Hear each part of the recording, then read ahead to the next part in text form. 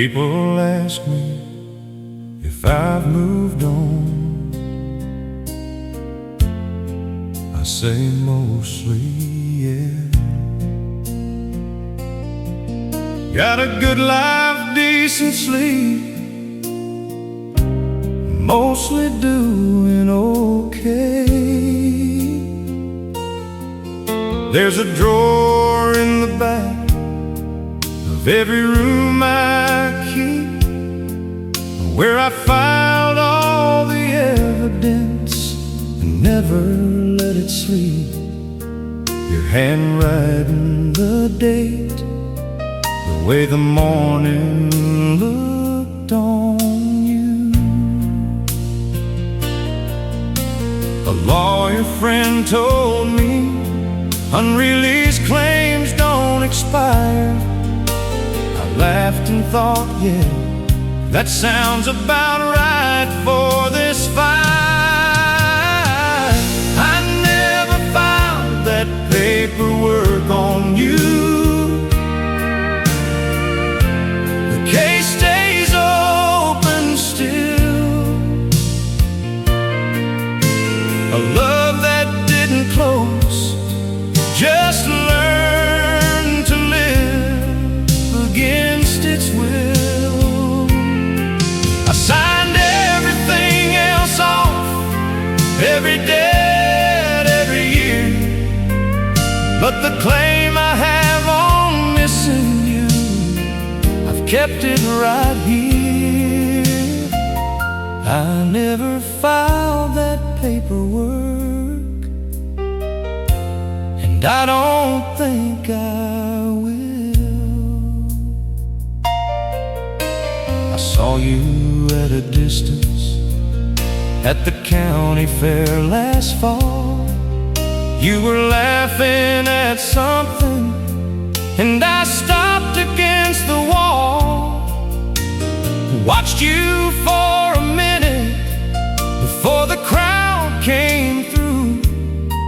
Thought, there it is, that thing I never finished with you, still standing in me, like a post I never pulled. I never filed that paperwork on you.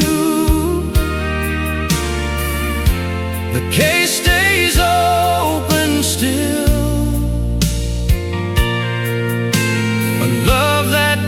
Close, just learn to live against its will.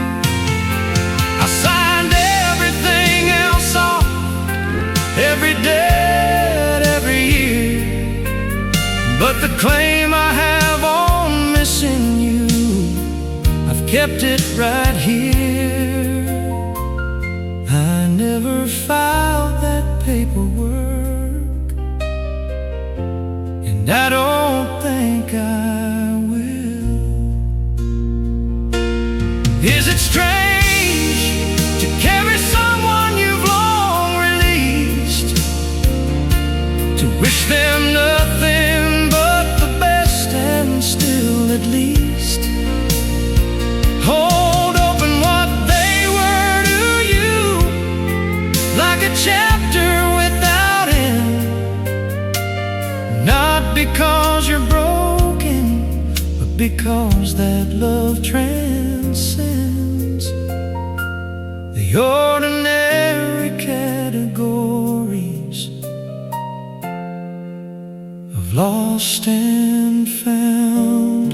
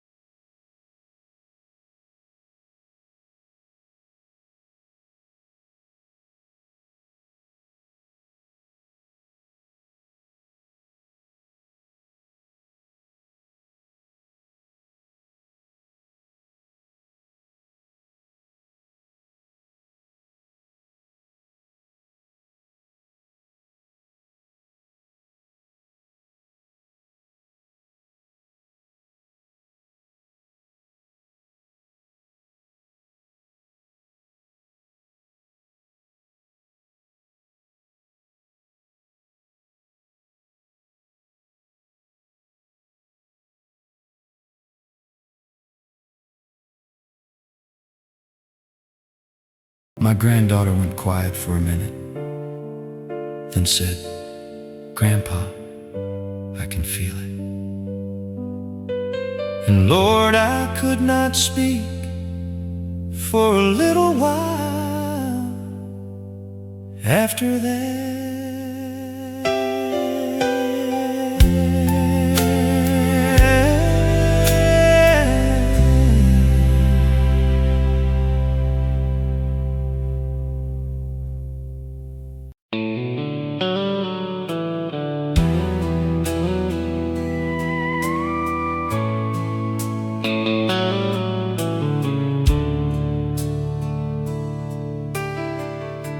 I'd buy the stamps and sit down on a Sunday afternoon, write 2 pages before the winter, or the summer moon reminded me what courage cost and where mine ran thin.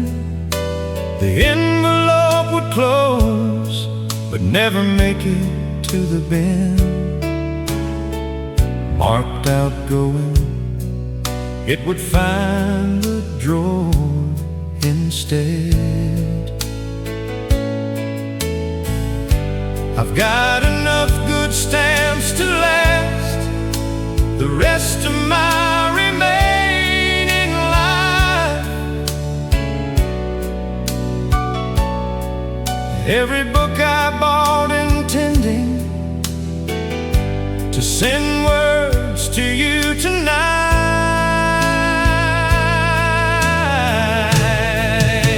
The postmaster never knew my whole heart. Nobody did. Just me and 40 envelopes with everything I hid,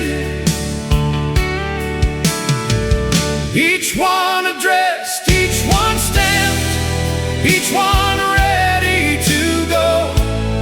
Each one found the drawer because I needed you to know, but didn't have the nerve to let the knowing risk the silence.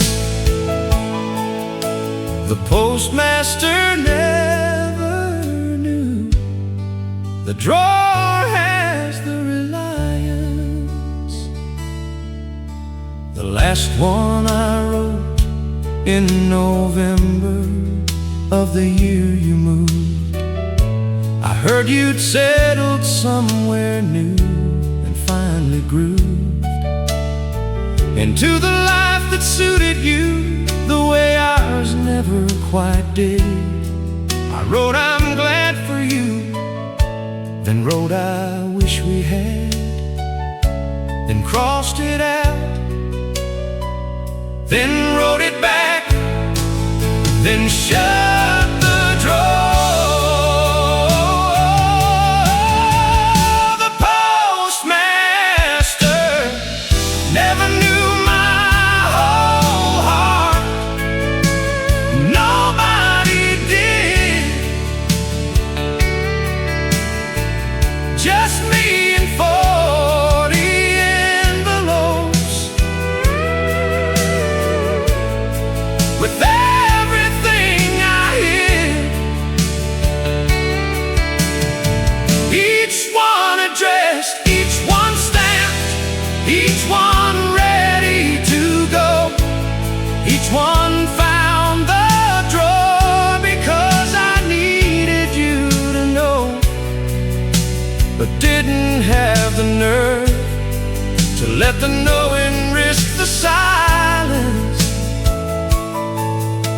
The postmaster never knew the drawer has the reliance.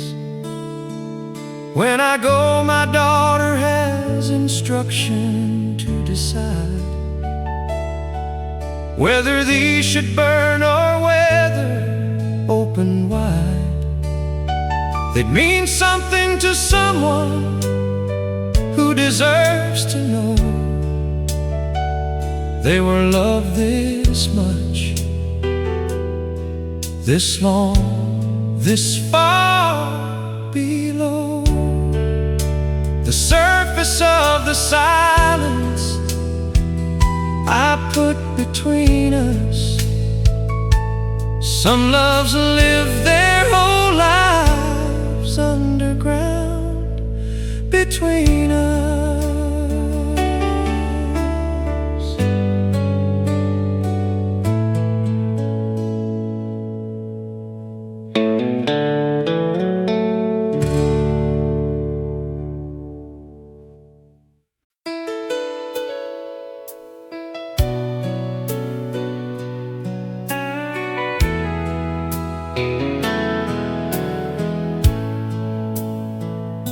Before I learned to protect myself from caring too much, before I understood the danger of another person's touch, on the unguarded places that we bury by our 20s, I loved her with a whole and undefended plenty that I've never quite recovered or regained.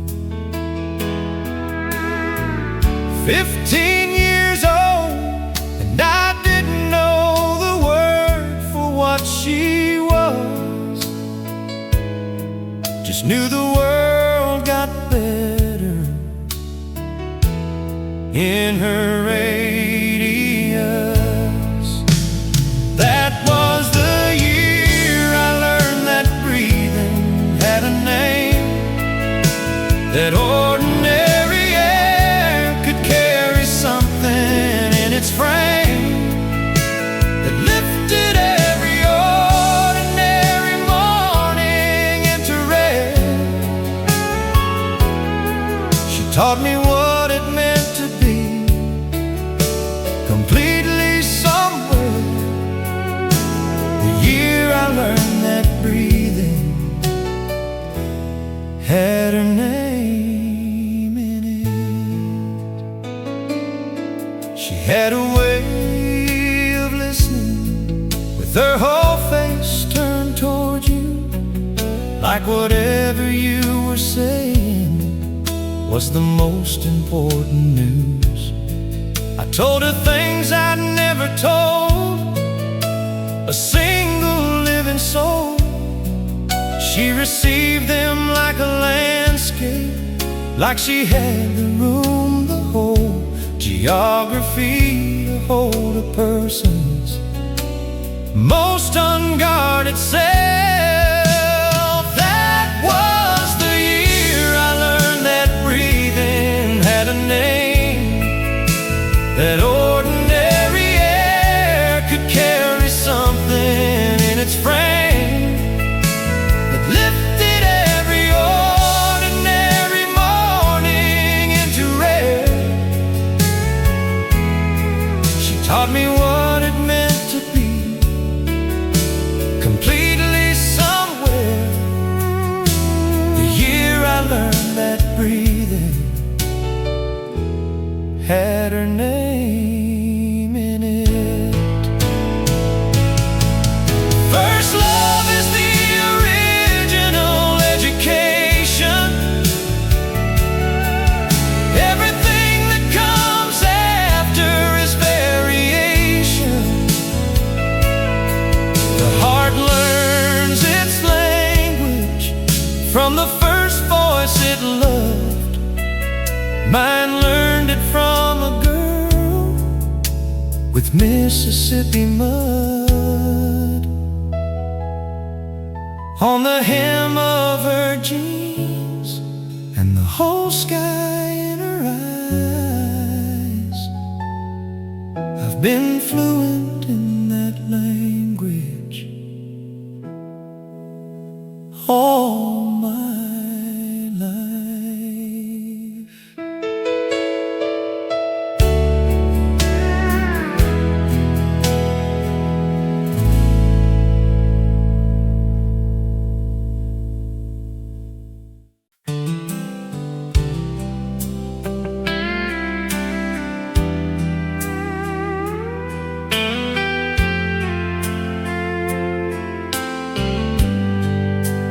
brother went to Houston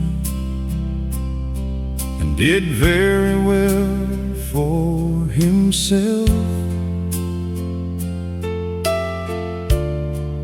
Big house, good car, his name on some important shelf. We don't compare, we love each other. No resentment here. But when he visits and looks out across my 40-acre frontier, he always gets a little quiet. I know what he's thinking.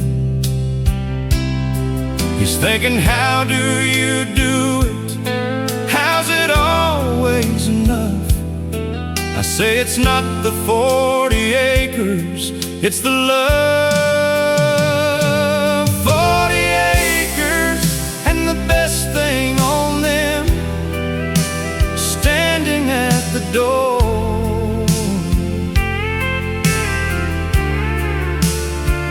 Her apron on, the smell of cornbread, nothing to ask more.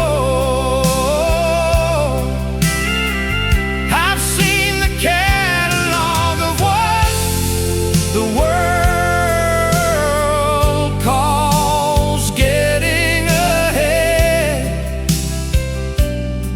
but I choose this woman and this land. This simple life instead. 40 acres and the best thing on them, I am a wealthy man. We eat outside on the good nights when the weather cooperates. Candle in a mason jar, no ceremony, no debate about whether this is enough or whether we should want more. The question never comes up between 6 and 8:34, when the last of the evening sits down with us like a third friend. 40 acres and the best thing on them, the door.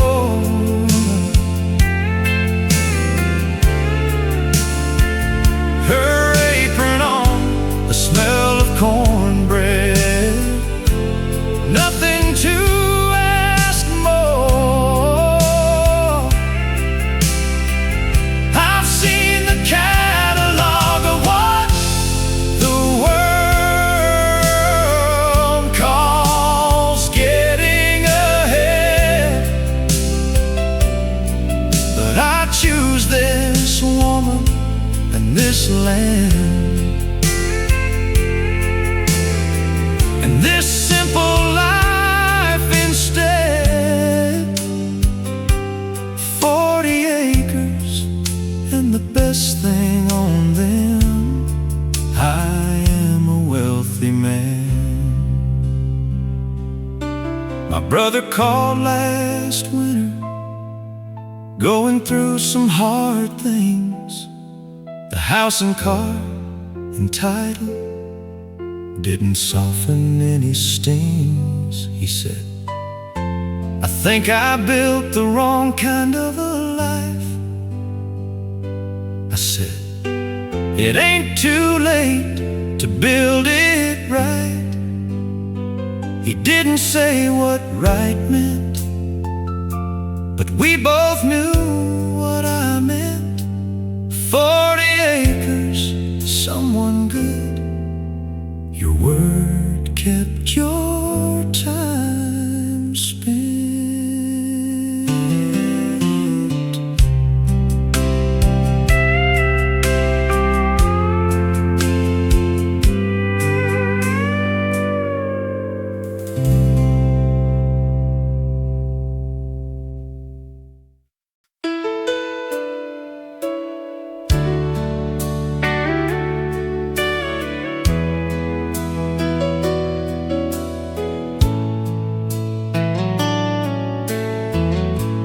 tell you in the movies. It's the bad ones that end things, the fights, the lies, the cruelty that separation brings. But ours ended in a kitchen on a Tuesday in the calm. Two people who loved hard and true, just resting in the song of we are better as a memory than a present tense. We didn't fight about it, that made it so much worse. Sad agreement is a different and more dignified curse. It was the best decision that ever broke me clean in two. The right thing in the wrong direction,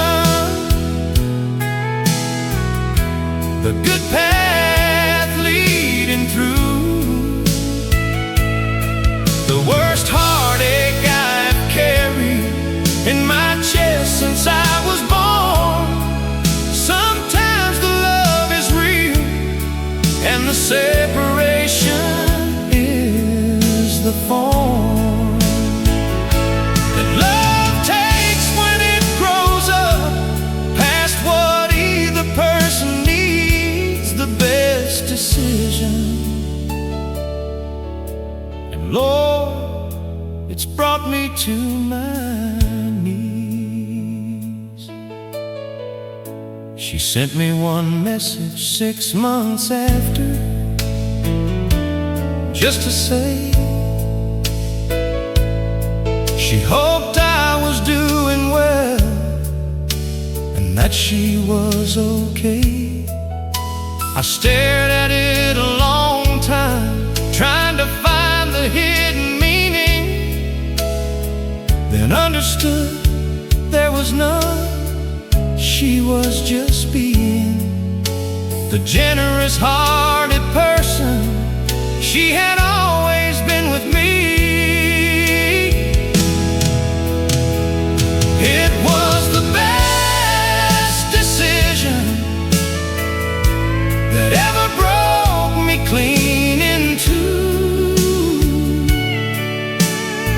The right thing in the wrong direction, the good path leading through. The worst heartache I have carried in my chest since I was born. Sometimes the love is real and the separation is the form that love takes when it grows up past what either person needs. The best decision. And Lord, it's brought me to my knees. I used to want a villain in the story, someone to blame, some reason to be angry, some injustice I could name. But we were just two good people aiming at two different skies. No fault line, no betrayal, just the ordinary surprise of discovering that love and forever aren't always the same word. Some of the most beautiful things in, that's the hardest truth I've heard.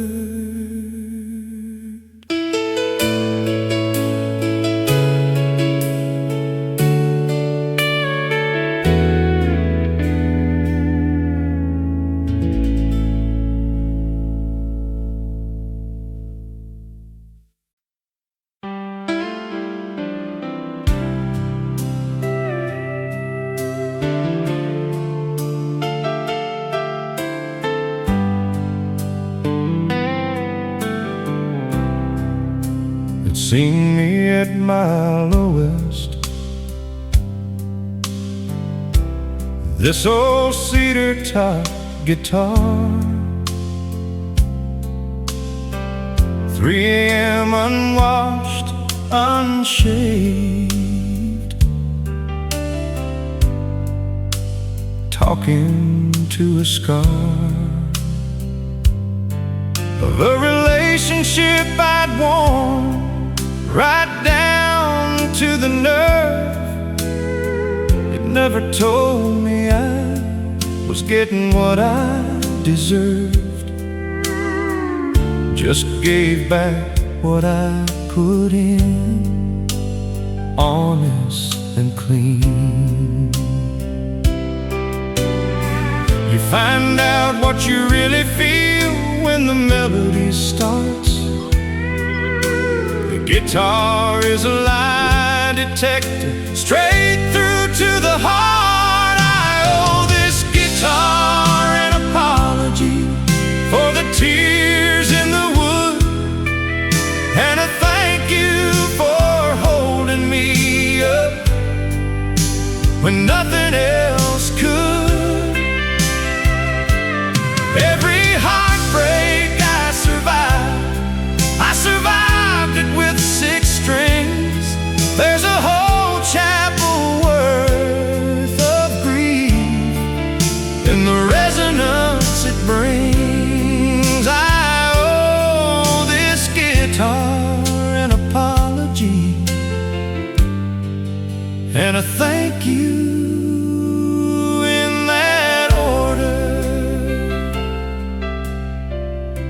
The night she left, I played until the sun came back again. Played every song I knew, and then invented some, and then kept playing with my eyes shut in the empty kitchen light, until the playing was the only thing still making night bearable enough to walk through toward the morning. I owe this guitar an apology for the tears in the wood, and a thank you for holding me up when nothing else could. Every heartbreak I survived it with 6 strings. There's a whole chapel worth of grief in the resonance it brings. I owe this guitar an apology and a thank you, in that order. Music is the only honest conversation I know how to have. In person I'll deflect and minimize and laugh, but alone with this guitar in the small hours of the night, I tell it everything, and it reflects it back just right. This instrument has been my therapist, my priest, my oldest friend. I owe it every song I'll write from here right to the end.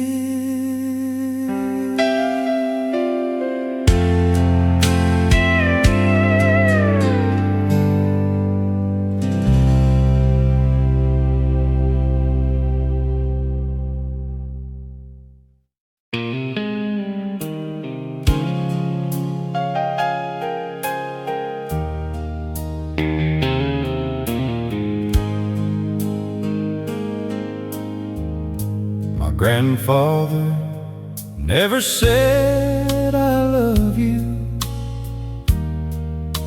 once in 60 years. Just showed up every morning and confronted all the fears and hardships that a farming family put before a man.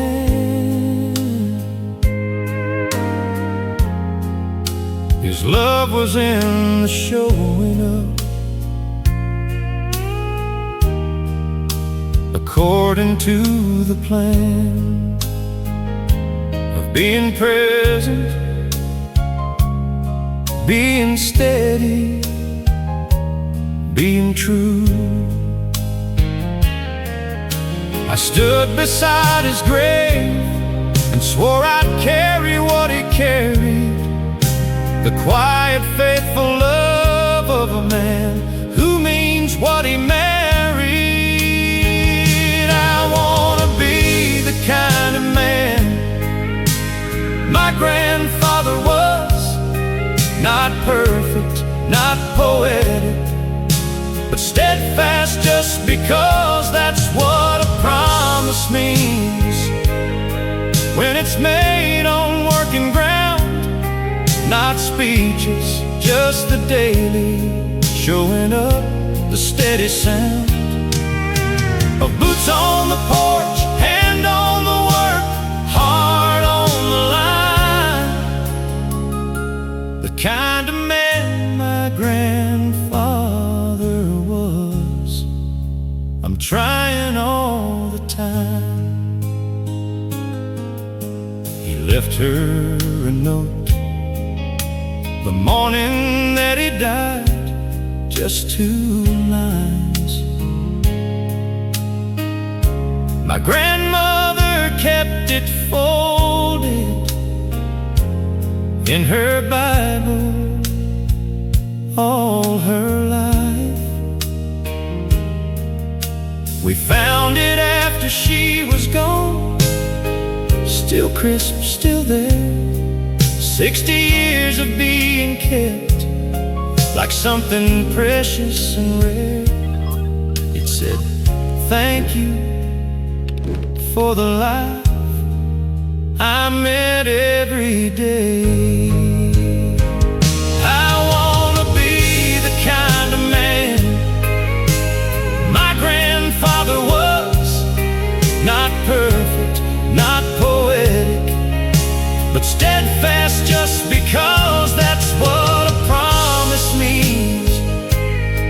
When it's made on working ground, not speeches, just the daily showing up, the steady sound of boots on the porch, hand on the work, heart on the line. The kind of man my grandfather was, I'm trying all the time. I read that note to my wife on our first anniversary.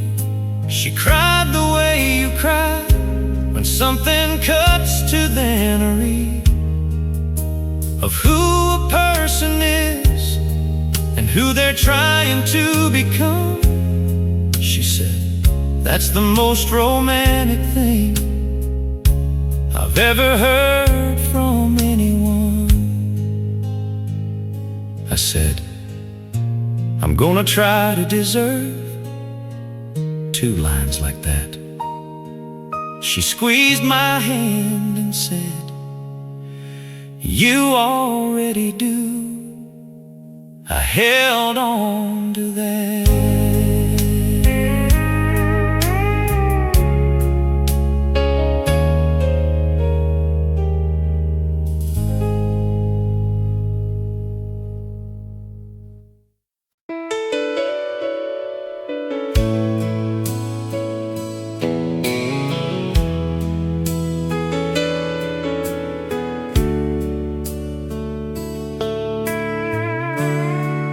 We came to this land with one truck and no plan. She with her mother's cast iron and me with my father's wrench in hand. First winter almost had us. The pipes froze in December. We slept in coats and laughed about it, and I still remember thinking, this is the person I wanna be cold with. Hardship either breaks what's hollow or it welds what's real.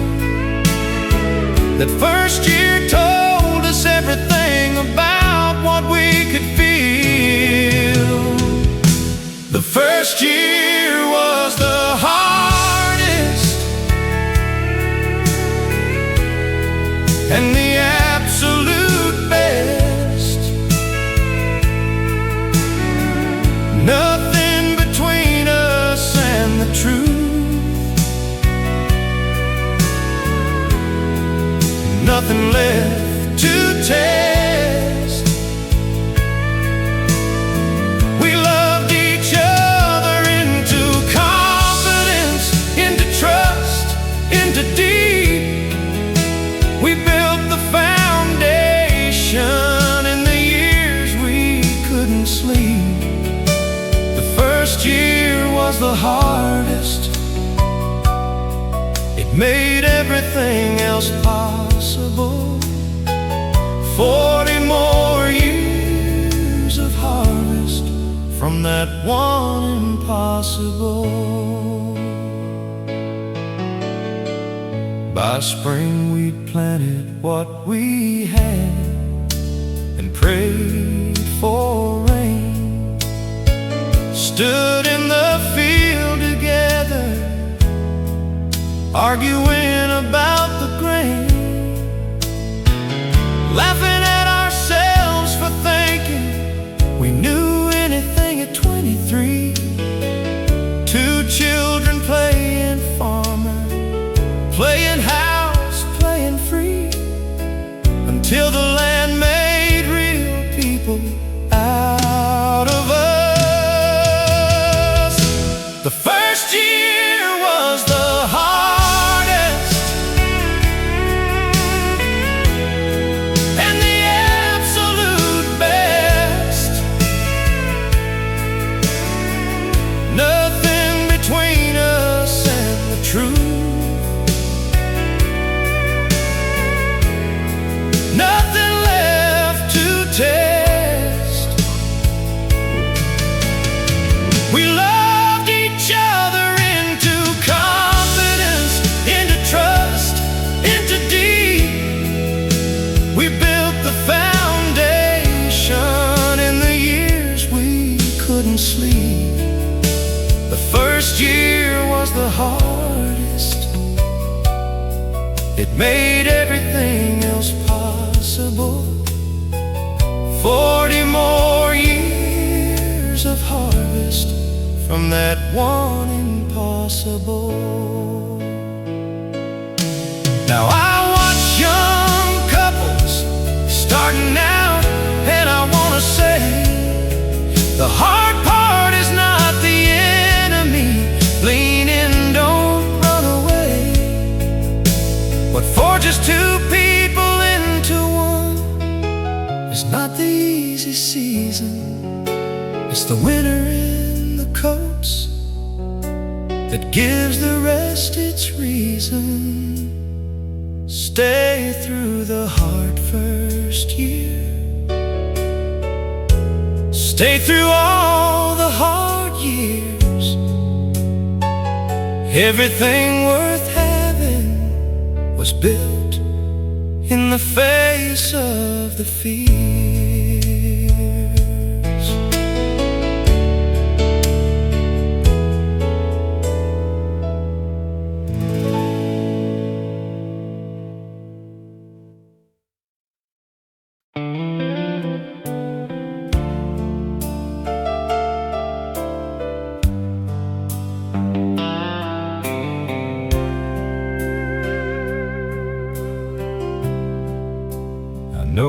science of it. The brain holds the voice of those it loved the longest, as a permanent choice, a neural loop, a pattern carved by years of listening. But science is too small a vessel for the glistening truth of hearing you in every silence that I walk into. You told me once a person isn't gone while someone says their name. I say yours every morning, darling, that's my claim.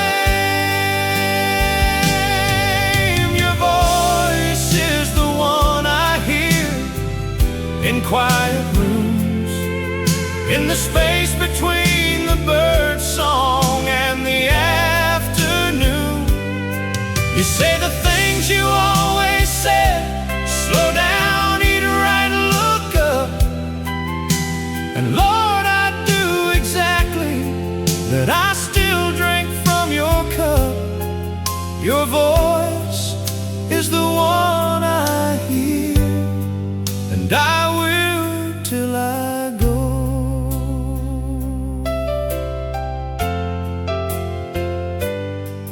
Last April, I was about to make the wrong decision, the kind of choice that happens in a moment of division between what's easy and what's right, and what requires grace. And I heard you clear as water in the quiet of that space. You know better, and I did, and I did better. Your voice is the one I hear in quiet rooms, in the space between the bird song and the afternoon. You say the things you always said: slow down, eat right, look up. And Lord, I do exactly that. I still drink from your cup. Your voice is the one I hear, and I will till I go. The theologians debate what happens after here. I have no great conviction on whatever's in the clear beyond the fence of this life. But I know this much is true: whatever form love takes beyond the fence, I'll find you. I'll hear your voice before I even look. I'll know you by the sound of it. I always could.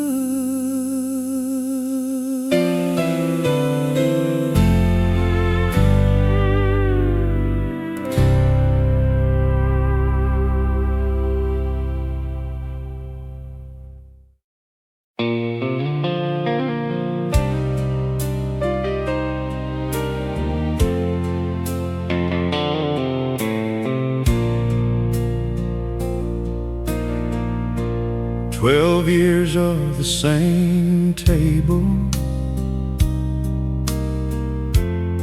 same order, same seats. The waitress wrote it before we asked. the Tuesday night repeats of two people so habitual. They had become the place. Tonight she brought our order and then read our faces and understood without a word and gave us extra space. The last supper of an ordinary love is still a supper. Feed the grief with something warm before the cold gets upper hand. We ordered the same thing one last time: burger, sweet tea, slice of pie. The ritual of being us alive inside a last goodbye. We ate slow and talked soft and didn't rush the end. 12 years deserves a proper meal, deserves that we attend to the last of what we had, with our full presence and our grace. We ordered the same thing one last time in the same beloved place. You cut the pie in half the way you always did, pushed my plate across and said, the bigger half you always did. I wanted to say, this is everything I want you to know. These 12 years of pie helving are the whole show. But I just took the bigger half and said, thank you. We ordered the same thing one last time: burger, sweet tea, slice of pie. The ritual of being us alive inside a last goodbye. We ate slow and talked soft and didn't rush the end. 12 years deserves a proper meal, deserves that we attend to the last of what we had, with our full presence and our grace. We ordered the same thing one last time in the same beloved place. The waitress came to say goodbye. She'd seen us every week. She hugged us both and didn't try to speak, because she understood the way that people do, who witness ordinary love over years and know its value. She'd watched us grow from new to finished, and she sent us off with nothing but her tears and her respect.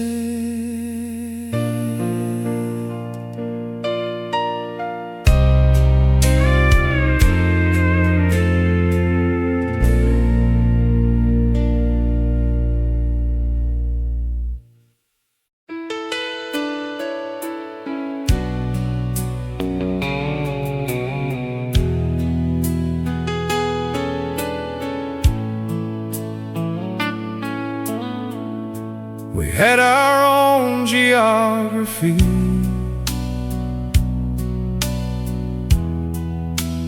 creek, the north pasture, the old hay barn that had become our own chapter of some larger book neither of us had read before.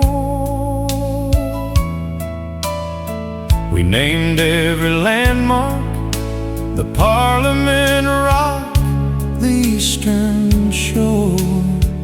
It was a cattle tank. The world was new because we named it. 3 months of summer, our own language, our own time. 2 people building something that was only theirs, only sublime. We invented a country that summer, just us two, with its own flag and its own language, built from everything we knew. Population to territory, a creek and 40 head of cattle,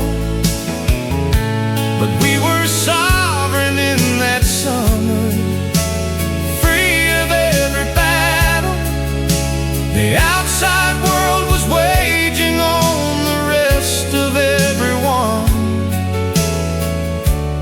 We invented a country that summer, and I was its king for one. She could read a horse the way a poet reads a line, every mood and intention in the angle of the spine. She taught me to stand still in the pasture and wait. Said, let the horse decide when you've earned the gate. That lesson worked on horses and on everything else. We invented a country that summer,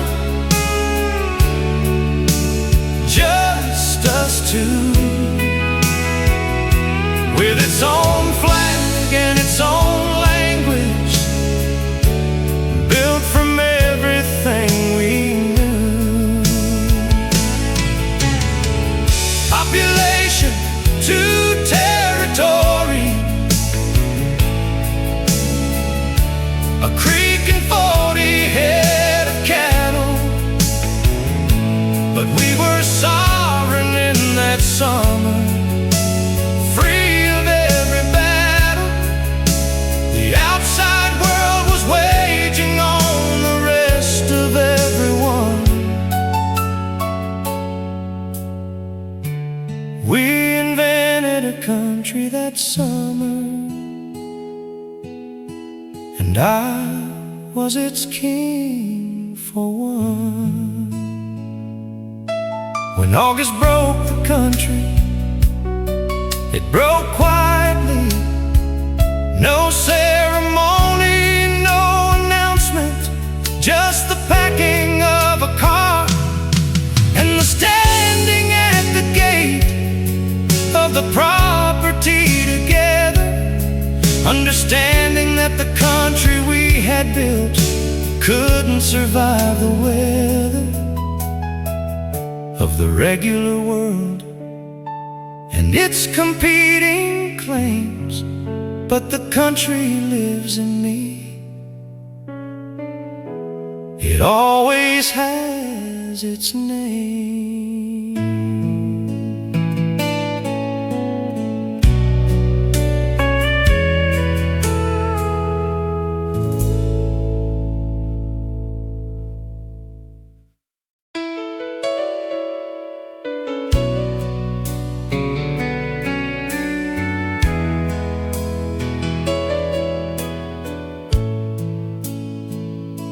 before you left for that post in 3 states east. I thought I knew your voice, each note increase. But when it became the only form of you I had, I heard it in a whole new way. The glad, the tired, the holding something back, the brave. Absence is a magnifying glass on everything you missed. I learned your voice completely when it was all that I kissed. I learned your voice better in the dark, on the phone, alone. Heard the whole dictionary of you without the visual, no. Every hesitation and every sudden laugh and every sigh. 200 miles made me fluent in the language of your life. I learned your voice better from a distance. Distance taught me you.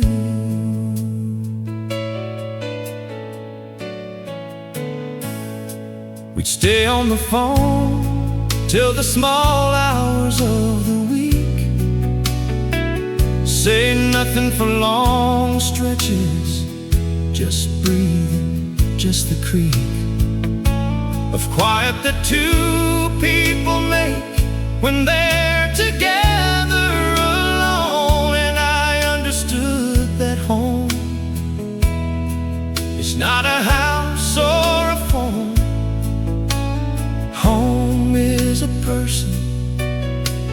Home is specifically your voice. I learned your voice better in the dark, on the phone, alone. Heard the whole dictionary of you without the visual, no. Every hesitation and every sudden laugh and every sigh. 200 miles made me fluent in the language of your life. I learned your voice better from a distance. Distance taught me you. When you came home, I stood in the arrivals hall and waited, and I heard you before I saw you, animated, talking to someone on your way through the crowd. Your voice found me the way a key finds a lock, loud and quiet at the same time, the most familiar sound alive. I knew every syllable. Distance had taught me how to thrive on just the sound of you. When I finally saw your face, the voice and the face together nearly undid me in that place.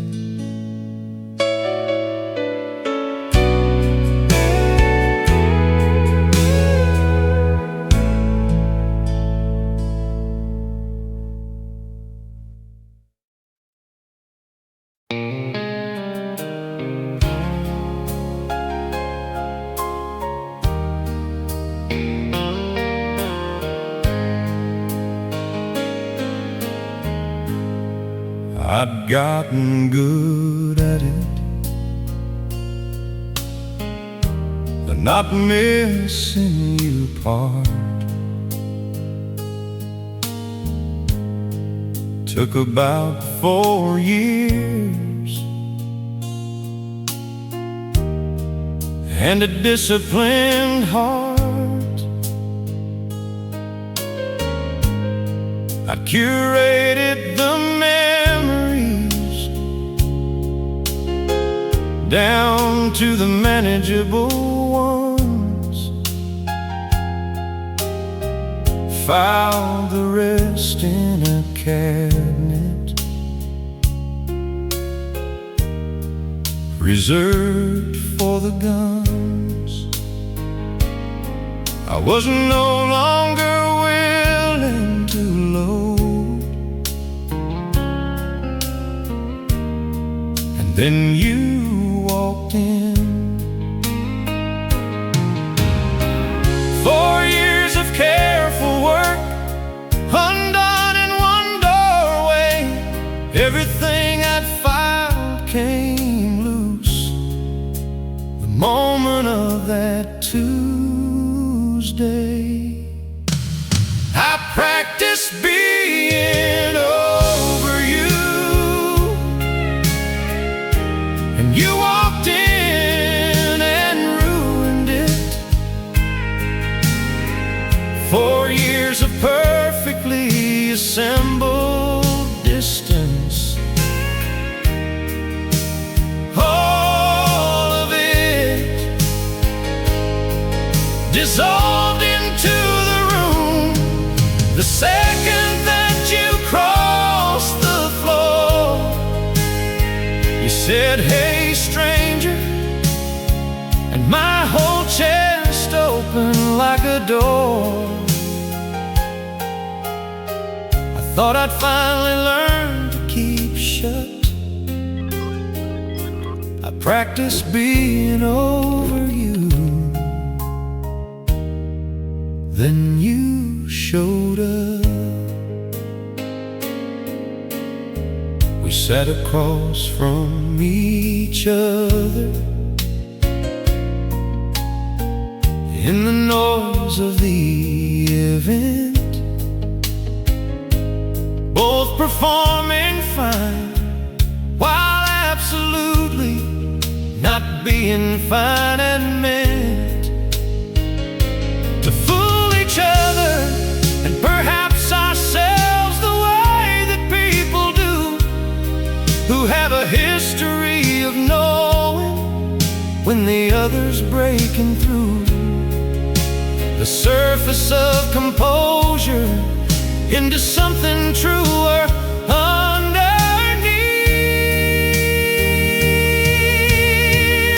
I practiced being over you,